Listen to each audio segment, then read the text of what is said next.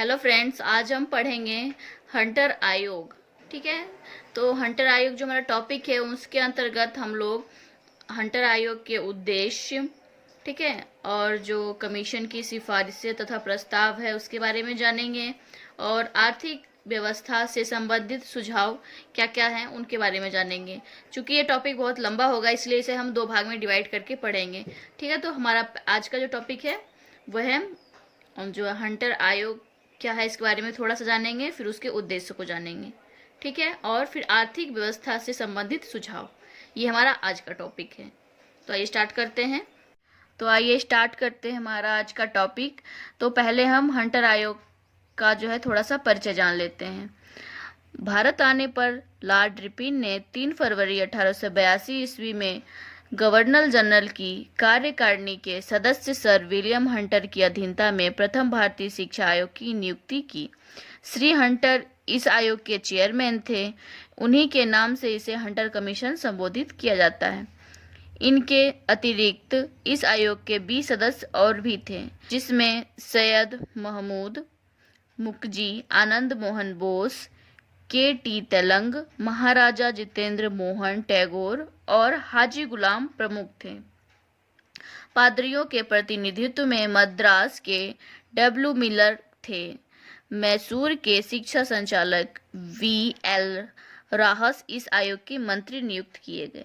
तो जैसा कि हमने पढ़ा है, भारत आने पर लॉर्ड रिपन ने 3 फरवरी 1882 ईस्वी में गवर्नर जनरल की कार्यकारिणी सदस्य सर विलियम हंटर की अधीनता में प्रथम भारतीय शिक्षा आयोग की नियुक्ति की। ठीक है।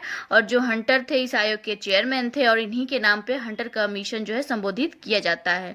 ठीक है। और इनके अतिरिक्त 20 सदस्य और भी थे, जिनमें कि सैयद महमूद मुखर्जी, आनंद मोहन बोस, के.टी. तेलंग और महाराजा जितेंद्र मोहन टैगोर और हाजी गुलाम प्रमुख थे। ठीक है। और इनका जो प्रतिनिधित्व है वे मद्रास के पादरियों के डब्ल्यू मिलर थे। ठीक है। और मैसूर के शिक्षा संचालक वी.एल. रास इस आयोग के मंत्री नियुक्त किए गए। ठीक है। तो ये हो गया हमारा परिचय। अब हम जानेंगे जो आयोग के क्या क्या उद्देश्य हैं। ठीक है। तो लॉर्ड रिपन 1854 ईस्वी के उस घोषणा पत्र का समर्थक था। ठीक है। तो लॉर्ड रिपन जो थे वे 1854 में जो वुड का घोषणा पत्र आया था उसके वे समर्थक थे। ठीक है। वह उसी के अनुसार चलकर शिक्षा में परिवर्तन नहीं चाहते थे। जो लॉर्ड रिपन थे वे जो वुड का घोषणा पत्र है उसके अनुसार चलकर जो शिक्षा में परिवर्तन नहीं चाहते थे। ठीक है। प्राथमिक शिक्षा ही भारतीय शिक्षा आयोग की जांच का विषय था। ठीक है। अतः उसमें प्राथमिक शिक्षा पर ही विशेष रूप से ध्यान दिया है।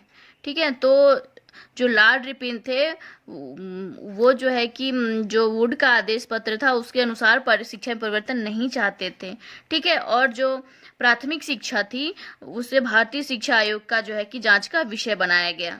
ठीक है। उसमें प्राथमिक शिक्षा पर विशेष रूप से ध्यान दिया गया। ठीक। और इंग्लैंड में जन शिक्षा को प्रोत्साहन करने के लिए 1880 ईस्वी में प्राथमिक शिक्षा अधिनियम पास हो चुका था। ठीक है। तो इंग्लैंड जो है वहां पर 1880 ईस्वी में जो प्राथमिक शिक्षा है उसको देने के लिए, उसको प्रोत्साहन करने के लिए जो अधिनियम था वो पास हो चुका था। इसके अनुसार वहां प्राथमिक शिक्षा अनिवार्य कर दी गई थी। ठीक है। अतः इसमें प्राथमिक शिक्षा को ही अपना मूल लक्ष्य निर्धारित किया। तत्कालीन भारतीय मंत्री लॉर्ड हंटिंगटन ने ही कमीशन का यही मूल लक्ष्य माना। ठीक है।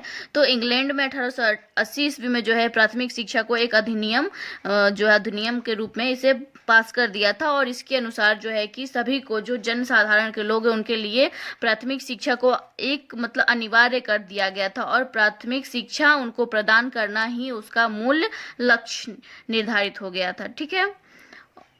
उसके बाद जो है कि हंटर कमीशन को निम्नलिखित बातों की जांच करने के लिए कहा गया। ठीक है। जो हंटर कमीशन है उसे निम्नलिखित, जो हम अभी आगे आपको बताएंगे, उन सब बातों को जांच करने के लिए कहा गया। तो पहला है भारत में प्राथमिक शिक्षा की दशा तथा उसके विकास में सहयोग।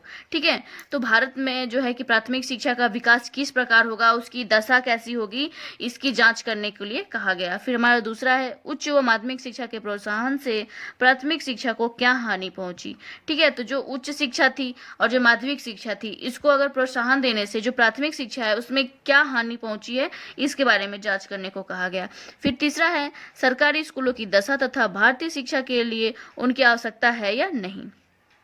ठीक है, तो तीसरा हमारा है जो सरकारी स्कूल हैं, ठीक है, उनकी दशा कैसी है, मतलब वे अच्छे हैं या कैसी स्थिति है, उन वहाँ की सारी उन फैसिलिटी वहाँ पे है या नहीं।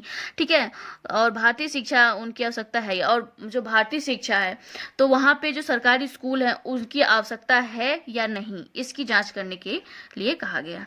फिर जो है चौथा, भारतीय शिक्षा व्यवस्था में व्यक्तित्व प्रयासों के प्रति सरकार की क्या नीति होनी चाहिए। ठीक है, मतलब भारतीय जो शिक्षा व्यवस्था है उसमें व्यक्ति किस प्रकार प्रयास करता है, ठीक है, इसमें सरकार की क्या नीति होनी चाहिए, इसके बारे में जांच करने को कहा गया है। फिर हमारा पांचवा है मिशनरियों द्वारा स्थापित स्कूलों की दशा, भारतीय शिक्षा में उनका स्थान। ठीक है, मिशनरियों द्वारा स्थापित स्कूल जैसे कि सीबीएसई बोर्ड, जो भी इंग्लिश मीडियम है, वे मिशनरियों द्वारा ही, अधिकतर मिशनरियों द्वारा ही स्थापित किए गए हैं। तो ठीक है, भारतीय शिक्षा में उनका स्थान मतलब क्या है, किस प्रकार है, क्या अच्छाई है, क्या बुराई है, इन सभी चीज़ों को जांच करने के लिए कहा गया है। ठीक है, उसके बाद हमारा है आयोग की बैठक। ठीक है, तो आयोग के बैठक मतलब कहाँ हुआ, इसके बारे में हम लोग पढ़ेंगे। यह कमीशन 7 सप्ताह तक कलकत्ते में अपनी बैठक करता रहा। जो यह कमीशन मतलब जो हंटर कमीशन है, ठीक है, ये 7 सप्ताह तक जो है कलकत्ते में बैठक करता रहा तथा 8 मास तक ब्रिटिश भारत में सभी प्रांतों में भ्रमण करता रहा। चूंकि जो हंटर कमीशन है वह 7 सप्ताह तक जो है कलकत्ते में बैठक करता रहा और 8 महीने तक जो ब्रिटिश है वह भारत के सभी राज्यों में, ठीक है, सभी प्रांतों में भ्रमण करता रहा। कमीशन के सदस्य, ठीक है, 1882 ईस्वी से मार्च 1883 ईस्वी तक कलकत्ते में रहे। ठीक है, जो हंटर कमीशन के जो सदस्य थे वे 1882 से लेकर 1883 ईस्वी यानी कि 1 साल तक पूरे कलकत्ते में वे रहे। कमीशन ने 322 प्रस्ताव पास किए और 600 पृष्ठों की एक रिपोर्ट तैयार की। ठीक है, जो हंटर कमीशन थी वे 322 प्रस्ताव जो है कि पास किए और 600 पेज की जो है एक रिपोर्ट तैयार की। इसमें स्वदेशी शिक्षा, प्राथमिक शिक्षा, माध्यमिक शिक्षा, शिक्षा विभाग का आंतरिक संगठन एवं बाह्य संबंधी तथा स्त्री शिक्षा आदि विषयों पर स्वतंत्र रूप से विचार किया गया। ठीक है, तो जो ये हंटर कमीशन था, इनका जो बैठक हुआ उसमें जो है कि स्वदेशी शिक्षा, ठीक है, प्राथमिक शिक्षा, माध्यमिक शिक्षा, शिक्षा विभाग का आंतरिक संगठन, बाह्य संबंध तथा स्त्री शिक्षा आदि विषयों पर जो है कि स्वतंत्र रूप से विचार करने को कहा गया।